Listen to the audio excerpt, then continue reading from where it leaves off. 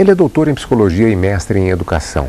Tem diversos livros publicados nessas áreas, mas gosta de se definir mesmo como poeta. Eu converso agora com o primeiro convidado do nosso programa Iluminuras de hoje, o escritor Simão de Miranda. Simão de Miranda é candango, ou seja, nascido em Brasília, doutor em psicologia e mestre em educação. É autor de 37 livros publicados nas áreas da educação e literatura e recebeu 22 prêmios literários.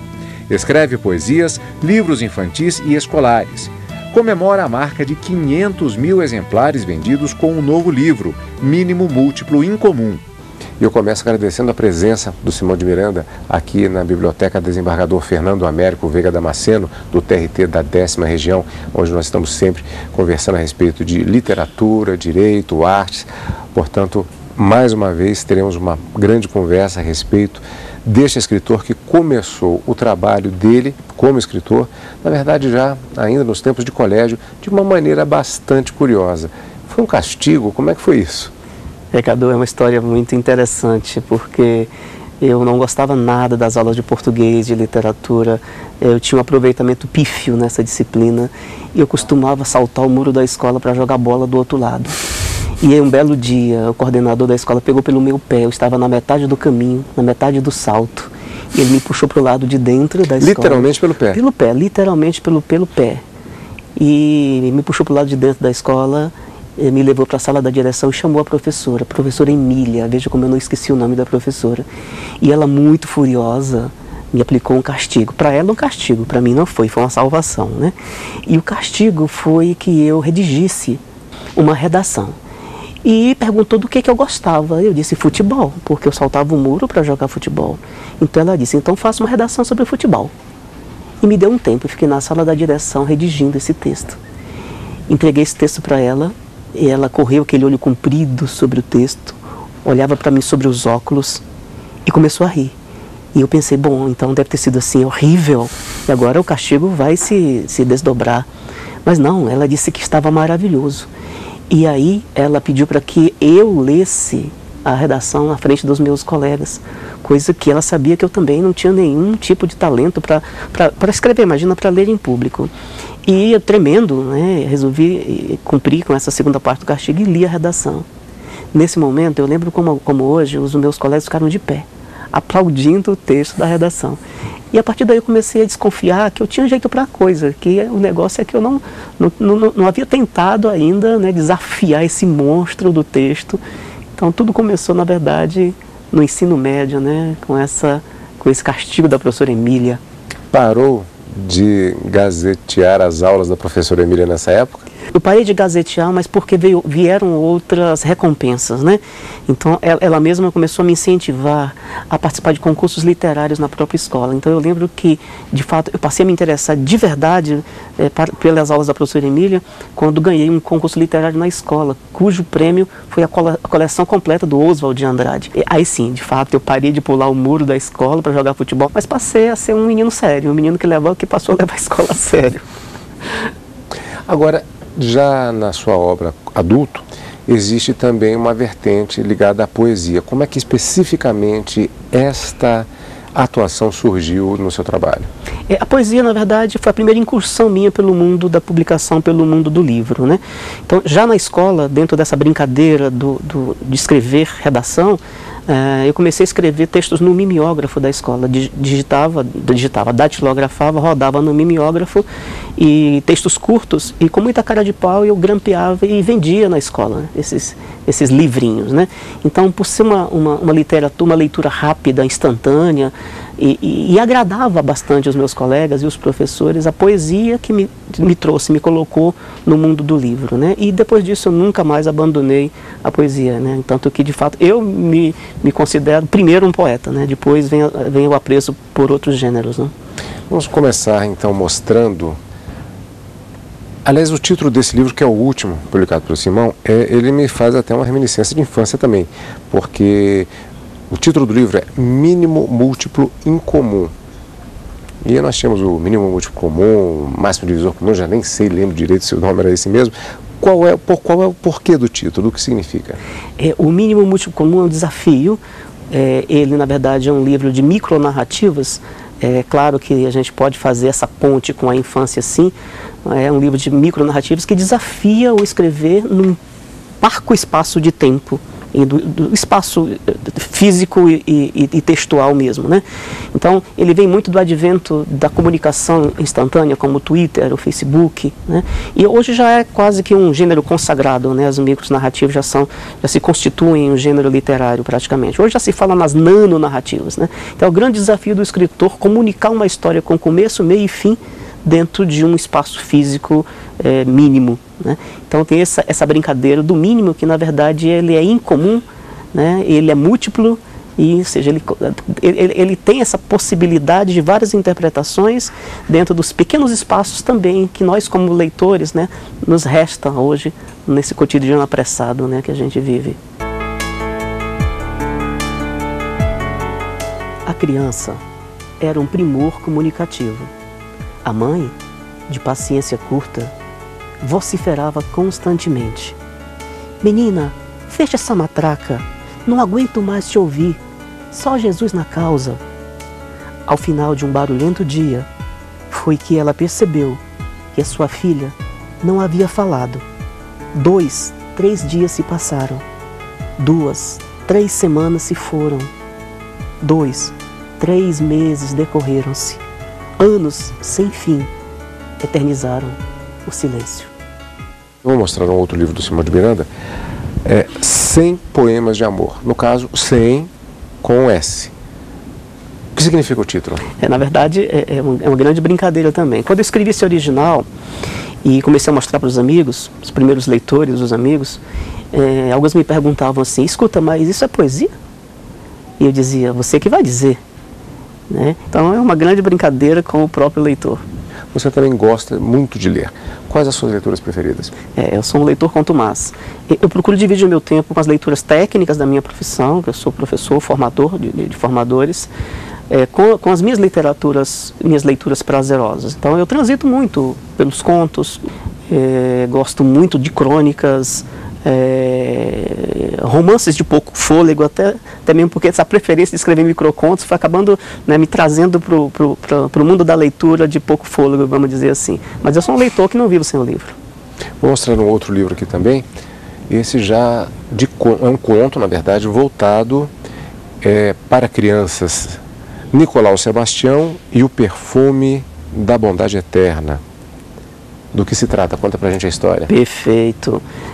Ele entra muito dentro dessa leva, né, dos contos de bruxo, que a adolescência, a pré-adolescência, a infância um pouco mais tardia tem apreciado. Então, é um conto que agradou bastante, é um livro que agradou muito essa faixa etária, e foi minha primeira experiência com o conto infanto-juvenil. Uma experiência bastante interessante de fazê-la, e o livro está aí correndo o mundo. Muito diferente escrever para crianças e para adultos? Mas muito, muito. Eu só comecei a escrever para criança depois de 15 anos escrevendo para adulto. E não era por falta de desafio, de convite de editoras, mas exatamente pela responsabilidade que é você escrever para criança. Porque a criança tem um senso crítico assim, muito mais sincero e apurado do que o adulto. Tanto a poesia quanto os livros de contos, eles exercem uma influência na formação ética e moral das crianças? Eu não tenho dúvida alguma. Sobretudo nos tempos atuais. A própria mídia, né, a televisão, que menos hoje, mas mais os computadores, tem tirado das crianças essa possibilidade. Na verdade, não tirado, mas tem aberto outros leques de possibilidades, né, que não apenas o livro. E o livro não pode morrer, essa possibilidade chamada livro, né? Então essa possibilidade que o livro traz, né, de um engrandecimento moral, né, de até mesmo, eu diria, da construção de um mundo melhor para todos, o livro ainda é uma grande possibilidade, né? Vamos falar de autores. Quais os seus favoritos? Eu sou fascinado por Fernando Sabino, Carlos Drummond de Andrade, enquanto poeta, meu poeta de cabeceira. Dos estrangeiros, eu tenho muito apreço e guardo até hoje as literaturas de James Joyce, de Kafka, Hemingway, e Afonso Romano de Santana, Clarice Lispector, pelos lados de cá. Né? Eu tenho um gosto muito diverso, eu não sei viver sem livros, né? Quais são os planos para o futuro? Há muitos, Cadu. Esse ano, agora, maio, nós temos um livro novo saindo pela editora Papiros, que é um livro de formação para educadores de crianças.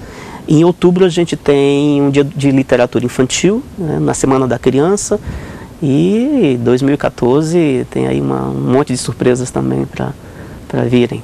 Eu gostaria de mostrar, já citamos inclusive, o fato de que o Simão tem outros livros, como por exemplo, Afetividade e Autoestima da Criança. Não é um livro de poesia, é um livro já voltado especificamente para esse tema educacional. E também, Professor, não deixe a peteca cair.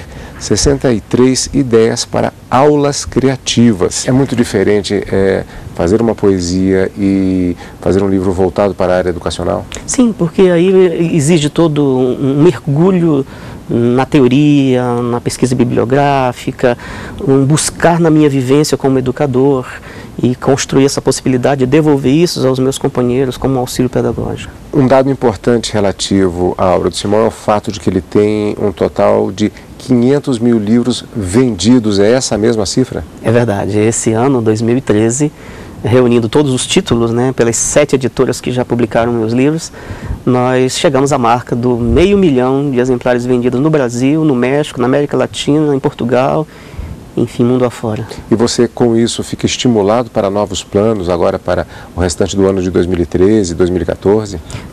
Claro, né, óbvio, né, porque não é todo dia, num país que não se lê como se diz, que onde o livro é caro, é um produto caro, você alcançar uma marca dessa é motivadora e aproveitar isso como uma mola propulsora mesmo, de tirar os projetos da gaveta, né, das gavetas e tocar à frente, né. Simão, muito obrigado pela sua participação conosco, muito boa sorte para você para atingir essas metas, vendendo e produzindo cada vez mais, contribuindo não só para a literatura genericamente falando, mas particularmente também para a educação de crianças, para o desenvolvimento da sensibilidade dos adultos, gostando de poesia e de contos. Muito obrigado pela participação. Eu que agradeço. E daqui a pouco nós voltamos para o segundo bloco do nosso programa Iluminuras de hoje. Eu vou conversar com o advogado e escritor Rodrigo Palma, logo depois do intervalo. Lá estamos de volta com o nosso programa Iluminuras de hoje. Nossa conversa agora no segundo bloco do programa vai girar em torno do direito e também da própria história. Vou conversar agora com o escritor Rodrigo Palma, que é advogado, especialista em relações internacionais, direito militar e mestre em ciência da religião. A quem eu agradeço, antes de mais nada, pela participação aqui na biblioteca do TRT da 10ª região para falarmos a respeito desses temas. Eu já vou começar mostrando um livro, justamente de autoria do professor, que é História do Direito, publicado pela editora Saraiva. E já lhe fazendo a seguinte pergunta em relação a esse tema: é algo que é relativamente negligenciado do ponto de vista das nossas faculdades de direito. O conhecimento da história, para que saibamos por que e qual foi o processo para que chegássemos onde estamos, ele é um pouquinho deixado de lado. Eu acho que você tem razão. A resolução número 9 de 2004 procurou um pouco alterar essa realidade deficitária. Então foram incluídas algumas disciplinas de caráter propedêutico na formação do bacharel de Direito, e as matrizes curriculares desde então passaram por um intenso processo de reformulação. A história, né, o conteúdo de história parte desse bojo, e ela tem sido implementada na maioria das instituições de ensino e convenientemente trabalhada. É lógico que as bibliografias sobre o tema ainda são escassas, e surgiram alguns autores aqui e acolá nestes últimos anos. Isso já há um reconhecimento na América Latina sobre este fato. Desde o início houve uma predileção pelo estudo da história, já influenciado pela família? Desde que eu me lembro, né? Eu fui muito incentivado na minha casa, na minha família, a criar o hábito e o gosto pela leitura. Isso eu devo em muitos aspectos à minha mãe. A figura dela foi especial nesse sentido. E eu acho que a história pode ser conjugada com o direito, não só pode como deve, e nós podemos aí rastrear ou dimensionar o lastro do desenvolvimento de todas as instituições jurídicas do direito pátrio, que ainda muitas vezes não foram trabalhadas de uma forma conveniente pela doutrina pátria, ou seja, há um campo muito grande para a pesquisa nesse sentido. Sei que um dos seus autores favoritos é justamente, praticamente um conterrâneo seu, que é Érico Veríssimo, que é autor exatamente de um grande romance histórico, uma grande obra histórica, que é O Tempo e o Vento. Por sinal, a sua família é mais ou menos daquela região? É praticamente daquela região. As origens, as raízes da minha família estão em Palmeira das Missões, que é um município do Rio Grande do Sul, pequeno, mas nas proximidades de Cruz Alta, terra de Érico Veríssimo. Então, Érico Veríssimo, que dispensa apresentações, é um ícone para todos nós. E até onde eu estou informado, ele terá essa obra, O Tempo e o Vento, que é parte do continente, né? Transposta mais uma vez para as telas de cinema, né? Uma nova filmagem. Aliás, tem razão.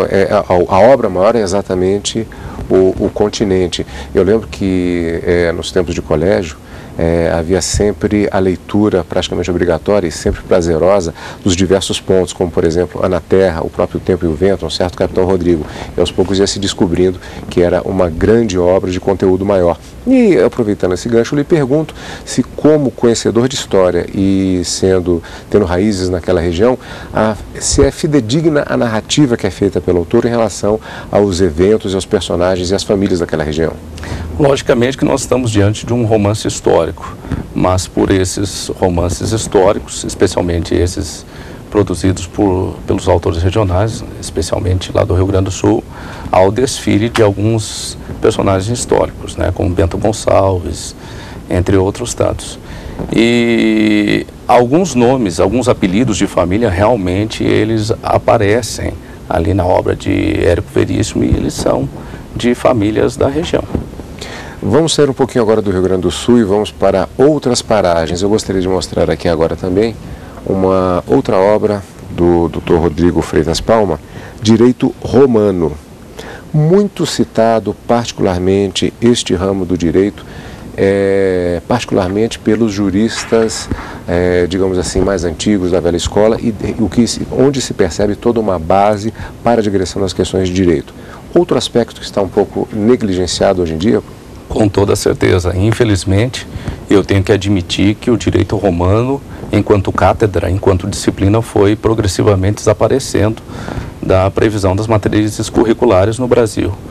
O que é um contrassenso e lastimável essa realidade, quando nós imaginamos que os países da América Latina como um todo, eu faço isso constar na obra, e não somente esses países, mas as nações do velho continente, todos eles abrigam nos conteúdos de curso, na formação de seus bacharéis, o direito romano. Então é uma coisa para nós pensarmos se não precisamos de fato retomar essa matéria.